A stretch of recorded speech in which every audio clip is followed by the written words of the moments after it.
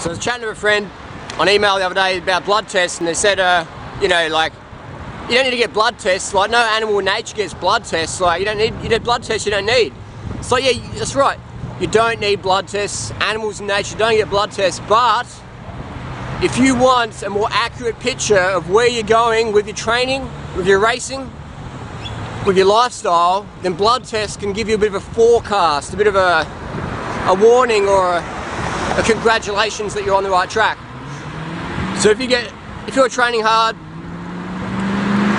or not, just living hard, you know, you got your family, you got your responsibilities, and you get your thyroid tested and it's low or high, or if you get your iron tested or your testosterone levels or your hormone levels or your cortisol or your B12 or your hemoglobin or your hematocrit or your MCV, you know, zinc, sodium, potassium, red blood cell count, all these things, if you get them tested, it can give you a picture of where you're at and maybe a forecast of where you're going.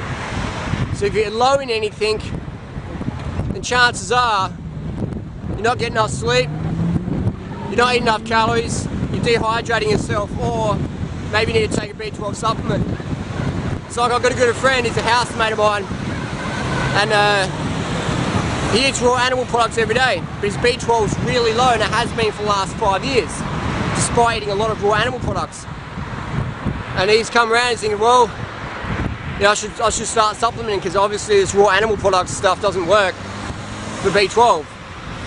A lot of people have absorption issues, a lot of people live in a stressful situation, and if you're an athlete, you're training hard. This morning I went out with 2008 World Road Champion, male Asalandro Balan, and these guys just train so smart. You see them, when they stop the car, they don't stand in the sun, they stand in the shade. They always drink before they're thirsty, they eat before they're hungry.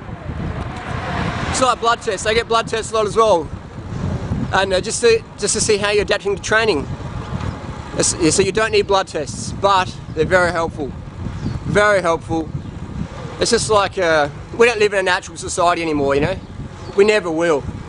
We live, you know, 9 to 5, most of us live in a money system, we live in high stress, you know, pressures, status quo, peer pressure, all these things, kids, mortgages, status, all these things. So forget living in nature, but what you can do is live close to nature and use some technology to assist you, just like right now using the internet to inform yourself. So using blood tests can be a great way to inform yourself of where you're going, where you are now, and where you've come from. So if you've never had a blood test before, your first blood test doesn't mean anything, you know what I mean? Get them every 3 months, you know, because you could be going up or down. So if you don't have any past blood test results, you don't know. You know, does that make sense? It's just like saying, oh, I'm high in iron. It's like, great, but were you low before? Were you higher? You know, so you could be going down, you could be going up, could be staying stationary. Just like traffic lights, you know?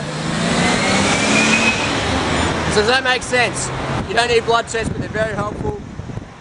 I get them at least every 3 months. I get all the things tested, hormones, cortisol, testosterone, glucose, red blood cell count, all these things, and I put them up on YouTube. You've seen them. Search vegan blood tests. And I've talked to Dr. Ferrari, who is, like, some people say, the leading sports doping specialist. And I've talked to Ferrari on email, and he's given me like a little printout of what is good to test for and why.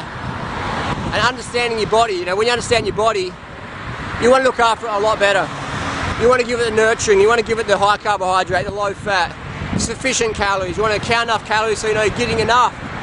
Don't count your calories to starve yourself, count your calories so you get enough. Most people don't eat enough carbohydrates, they eat so much fat, they look fat, feel fat, get fat, or take drugs to avoid getting fat. So it's sad. High carb, low fat, that's where it's at. Alright, enough rambling. Look after yourself. So when you know more about your body, you want to look after yourself. It's just like a house plant. Give enough water and shade and sun, it's all fun. Because that's the rut people can get into. They can start developing signs of, like my friend who ended up in hospital and was dead from dehydration. Another friend of mine actually did die from dehydration. So I'm sure if we did some blood tests before death, we would have seen some really bad things. And so I've taught myself a bit about blood pathology just by reading my own tests, reading other people's tests, and learning, studying medical journals. Self-education is powerful. So anyway, so my friend who ended up in hospital, elite athlete, 2:28 marathoner, some of you might know him, and big fruit eater, ended up in hospital and sent me some blood tests from April. And those blood tests, we could see that there was a storm brewing. Thyroid was too low for an athlete, some blood parameters were too low for an athlete. So by giving the athlete more rest, more hydration, more carbohydrates, we can support the body. And but often what happens is people start to feel a bit slower, so they think, oh, I need to train more, I need to train harder. I'm not training hard enough, I've got to smash it every fucking day. And then, but they actually need more rest.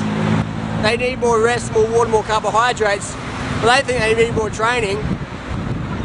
So then bang, they burn out. Sometimes they die, unfortunately.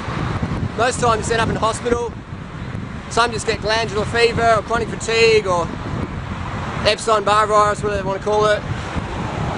But so yeah, by doing blood tests, you can forecast what's going to happen if you're savvy. So always, if in doubt, skip training or train really easy, and take a month off if you have to. It's better to be strong than super strong for a month and then burn out for 6 months. Does that make sense? Learn how to train smarter, not harder. Rest is the best. See you on the road.